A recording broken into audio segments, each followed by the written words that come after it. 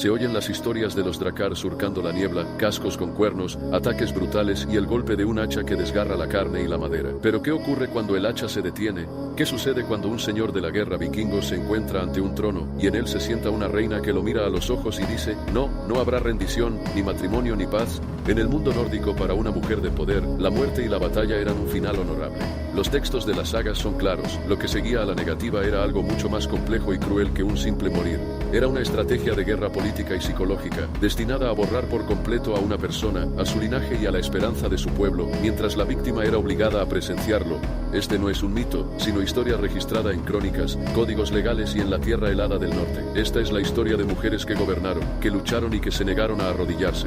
Para entender la magnitud de estas acciones, primero debemos comprender el premio. Para un rey vikingo, una reina conquistada no era simplemente un individuo, era un símbolo.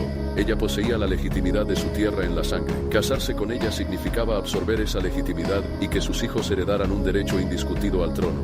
Su negativa no era un insulto personal, era una declaración política de que su línea no sería rota ni absorbida, y por ello las consecuencias debían ser absolutas y públicas. La primera historia se desarrolla en el reino de Agdar, en lo que hoy es el sur de Noruega, a principios del siglo IX. Allí gobernaba el rey Harald Granu, conocido como Harold Barba Roja.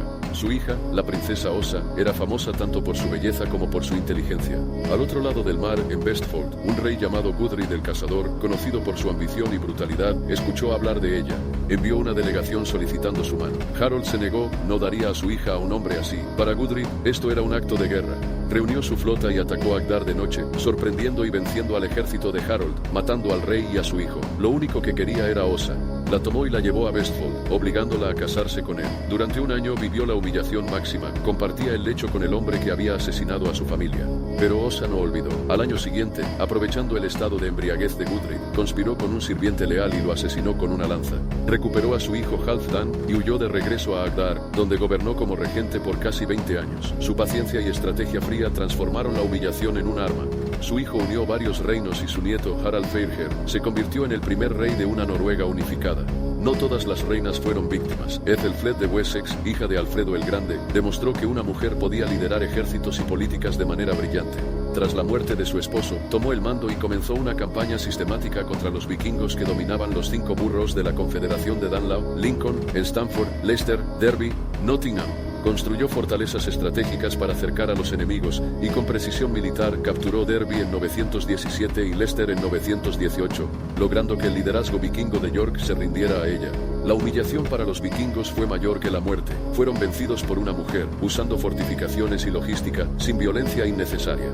Ethelfled murió en 918, justo tras su triunfo sobre York, dejando una demostración épica de liderazgo femenino militar. En el este, en la Rus de Kiev, Olga de Kiev demostró que la venganza podía ser sistemática y despiadada. Tras la muerte de su esposo Igor a manos de los Drevlians, quienes lo asesinaron en un cruel método de árboles atados a sus piernas, ella tomó el poder como regente de su hijo. Cuando los Drevlians le propusieron matrimonio para absorber su poder, respondió con engaño y brutalidad. Primero enterró vivos a sus 20 emisarios, luego quemó a los nobles en un baño, y finalmente engañó a toda la ciudad para quemarla utilizando palomas con fuego atado a sus patas.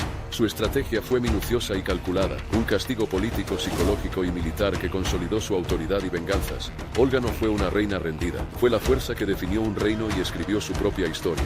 En Vinland, la hija ilegítima de Erik el Rojo, llamada Freygus, mostró la dimensión de la ambición y crueldad extrema dentro de la propia comunidad nórdica. Participó en un emprendimiento con 2 hermanos islandeses y por codicia y estrategia los asesinó a todos, incluyendo a 5 mujeres, ejecutadas por ella misma. Su acción fue un acto de brutalidad premeditada y despiadada, recordando que la resistencia o la dominación femenina podía tomar formas complejas, incluso dentro de la moral de su tiempo. Los restos de las casas de Vinland, en lo que hoy es Newfoundland, Canadá, atestiguan la distancia, el aislamiento y las circunstancias que podían fomentar tales extremos. Sin embargo, la imagen de las mujeres poderosas vikingas no estaba completa solo con las sagas. En Suecia, el hallazgo arqueológico de la tumba Veggio K5, excavada en la década de 1870, reveló un entierro de un comandante vikingo con un arsenal completo, 2 caballos y un juego de estrategia, mostrando autoridad militar. Por décadas se asumió que el enterrado era un hombre, pero en 2017, el análisis de ADN confirmó que se trataba de una mujer. Esta evidencia arqueológica reconfiguró la comprensión de la sociedad vikinga. Las mujeres no solo eran reinas o princesas, podían ser líderes militares reconocidas y estratégicas. El intento de borrarlas de la historia no era solo un acto de conquista, sino también de historiografía, minimizar su poder y negar su existencia. Las sagas y los descubrimientos arqueológicos nos muestran que estas mujeres, Osa, Ethelfled, Olga, Frejus y la comandante de Belle 58-1 representan más que casos aislados. Son indicios de una cultura donde la autoridad femenina no solo era posible, sino que estaba integrada en las estructuras de poder.